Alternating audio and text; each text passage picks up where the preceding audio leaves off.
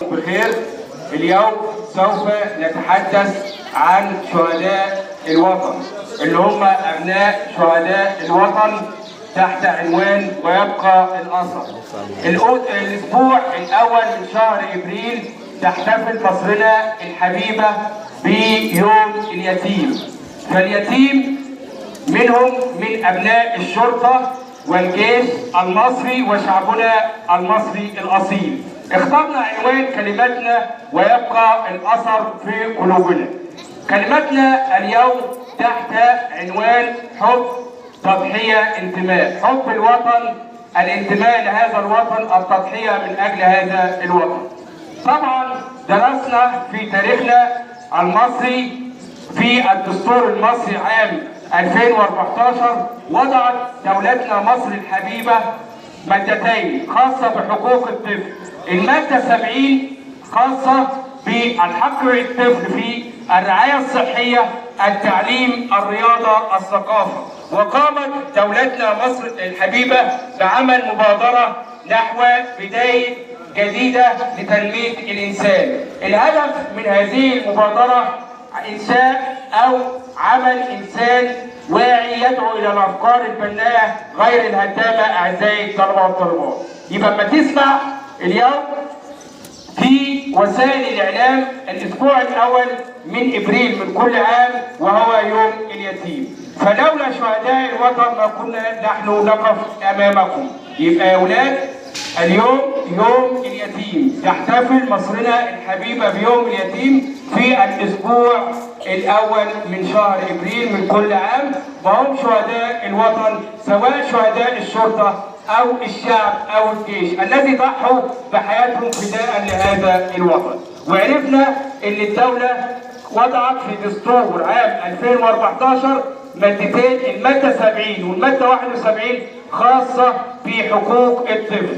المادة 71 خاصة بالطفل ذوي الهمم اللي هو له قدرات خاصة. طبعا مبادرة الرئيس عبد الفتاح السيسي سماها مبادرة بداية جديدة لرعاية الأطفال اليتامى وأطفال مصر، وقامت بعمل تكفل كامل صحيا ونفسيا لليتيم، وأقامت حفلات دعم ورحلات ميدانية خاصة به اليتيم في الأسبوع الأول من شهر إبريل من كل عام.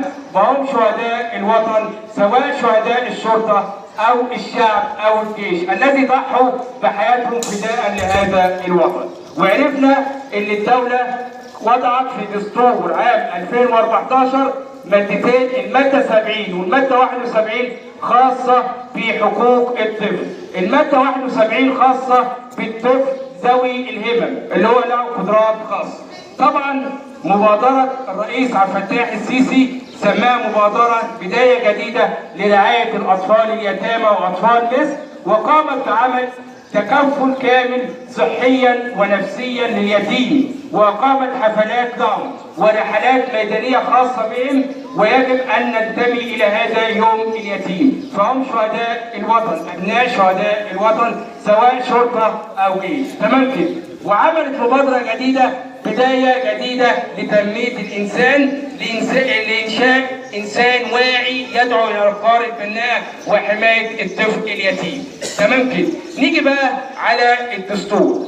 المادة 70 يا أولاد وضعها الدستور لرعاية حقوق الطفل، سواء بقى صحيا إنشاء العديد من المستشفيات لرعاية الأطفال، تعليميا إنشاء العديد من المدارس والجامعات والكليات لرعاية أطفال اليتامى. ثانيا تعليميا تكفل باليتيم من مصاريف وصحيا طفل.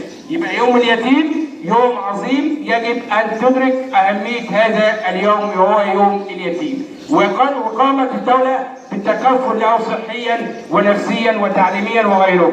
تمام كده. في نقطة يا أولاد قبل ما أختم كلمتي، وهي عنوان الكلمة ويبقى الأثر في قلوبنا وهو يوم اليتيم. يبقى قامت دولتنا مصر الحبيبة بعمل جمعيات خيرية خاصة بيوم اليتيم لتكفله صحيا ونفسيا وتعليميا، وتقوم الدولة بصرف الكتب والمصاريف وصحيا بعمل اللازم في المستشفيات المختلفة. يبقى عنوان كلمتنا أعزائي الطلبة والطالبات هي يوم اليتيم، حب، انتماء، تضحية، حب الوطن، تنمية هذا الوطن، التضحية من أجل الوطن، ويبقى أثر اليتيم في قلوبنا، وحفظ الله مصرنا بكل خير. وشكرا لحضراتكم.